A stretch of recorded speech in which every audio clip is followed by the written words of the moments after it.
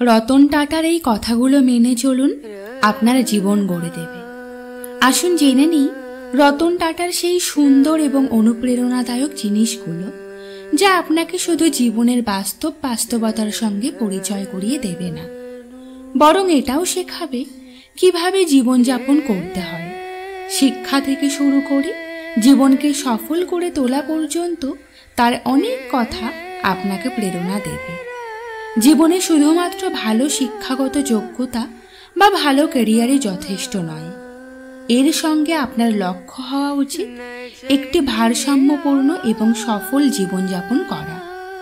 একটি ভারসাম্যপূর্ণ জীবন মানে আপনার সুস্বাস্থ্য, মানুষের সাথে সুসম্পর্ক এবং মানসিক শান্তি সব ভালো হওয়া উচিত।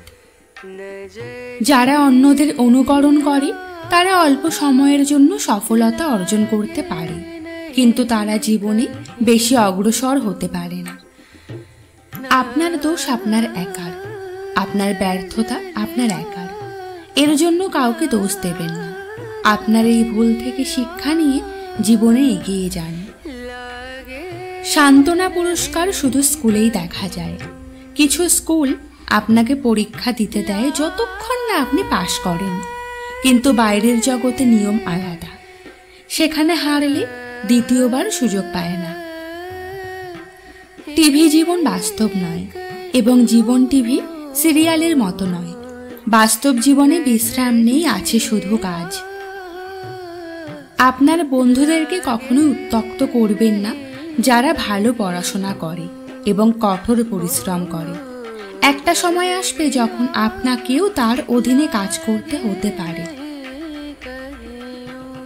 কেউ লোহা ধ্বংস করতে পারে না, কিন্তু তার নিজের মরিচা তা ধ্বংস করে। একইভাবে কেউ একজন মানুষকে ধ্বংস করতে পারে না, কিন্তু তার নিজের মানসিকতা তাকে ধ্বংস করতে পারে। আমি সঠিক সিদ্ধান্ত নিতে বিশ্বাস করি না। আমি সিদ্ধান্ত নিই এবং তারপর তাদের সঠিক প্রমাণ করি। লোকেরা যদি তোমাকে পাথর ছোড়ে, তবে সেই পাথরগুলো দিয়ে তোমার প্রাসাদ তৈরি করো। আপনার জীবনের পরিস্থিতি এবং আপনার প্রতিভা অনুযায়ী আপনার নিজের জন্য সুযোগ এবং চ্যালেঞ্জগুলি চিহ্নিত করা উচিত। প্রত্যেক মানুষের কিছু বিশেষ গুণ ও প্রতিভা থাকে, তাই সফলতা অর্জনের জন্য একজন ব্যক্তির উচিত তার গুণাবলী চিহ্নিত করা। যারা অন্যদের অনুলিপি করে তারা অল্প সময়ের জন্য সফলতা অর্জন করতে পারে, কিন্তু জীবনে বেশি অগ্রগতি করতে পারে না। আমরা মানুষ, কম্পিউটার নই, তাই জীবনকে উপভোগ করি। সবসময় সিরিয়াস হবেন না জীবন নিয়ে। আপনি যা সঠিক বলে মনে করেন বা বিশ্বাস করেন তার জন্য সর্বদা দৃঢ় থাকুন এবং যতটা সম্ভব নিরপেক্ষ থাকুন।